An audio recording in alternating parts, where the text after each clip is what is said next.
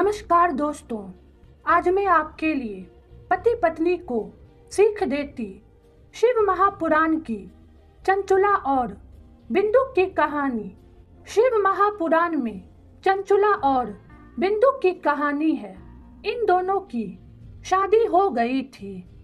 शादी के बाद से बिंदुक चंचुला को छोड़कर दूसरी महिलाओं के साथ रहता था।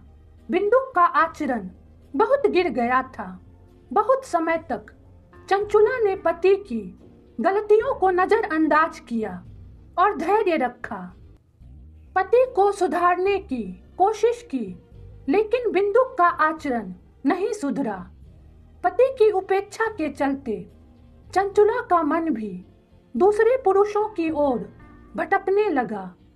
अब वह भी अपने आचरण से गिर गई थी।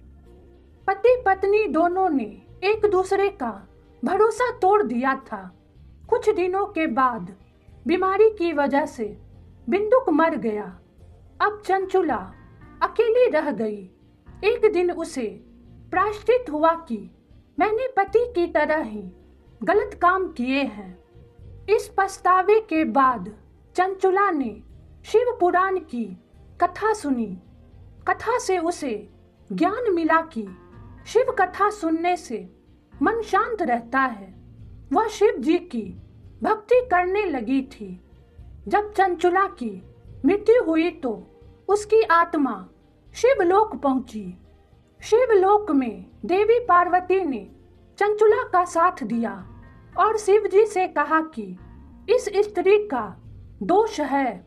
इसने भी अपने पति की तरह गलत काम किए हैं, लेकिन इसने ये सब पति की उपेक्षा की वजह से किए हैं, इसलिए इसे मोक्ष मिलना चाहिए। इसके बाद शिवजी और देवी पार्वती ने बिंदुक चंचुला की आत्माओं से कहा कि वैवाहिक जीवन में पति पत्नी को एक दूसरे के लिए विश्वास और ईमानदारी रखनी चाहिए। शिव पार्वती की बातें सुनकर दोनों को अपनी गलतियों का पछतावा हुआ और उन्होंने भगवान से क्षमा याचना की। कथा की सीख। इस कथा की सीख यह है कि मैरिड लाइफ में पति पत्नी का एक दूसरे के ऊपर भरोसा अटूट होना चाहिए।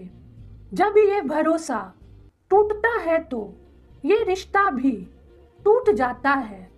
पति पत्नी एक दूसरे का भरोसा तोड़ते हैं तो मैरिड लाइफ बर्बाद हो जाती है। वैवाहिक जीवन में ईमानदारी बनाए रखेंगे तो आपसी प्रेम बना रहेगा।